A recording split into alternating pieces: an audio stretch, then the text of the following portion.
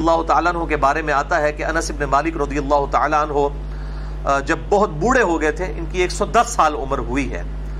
جب بہت بوڑھے ہو گئے تھے یعنی 80 یا 90 پلس ہو گئے تھے، تو پھر وہ روزہ نہیں رکھا کرتے تھے، بلکہ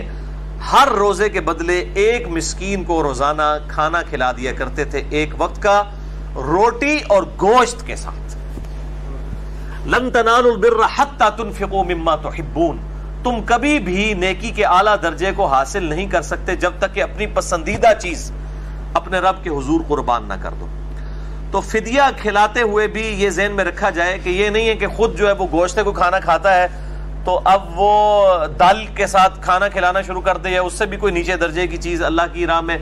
خرچ کرے مساکین کے فدیے کے طور پہ، تو اس کی اسلام میں اجازت نہیں ہے اور نہ اسلام اس کو پسند کرتا ہے۔ بلکہ جو عموماً کوئی کھانا کھاتا ہے، اگر کوئی غریب ہے وہ غریب کے لیول کا کھانا کھاتا ہے تو وہ اسی لیول کا کھانا فدیے کے طور پہ مساکین کو دے سکتا ہے،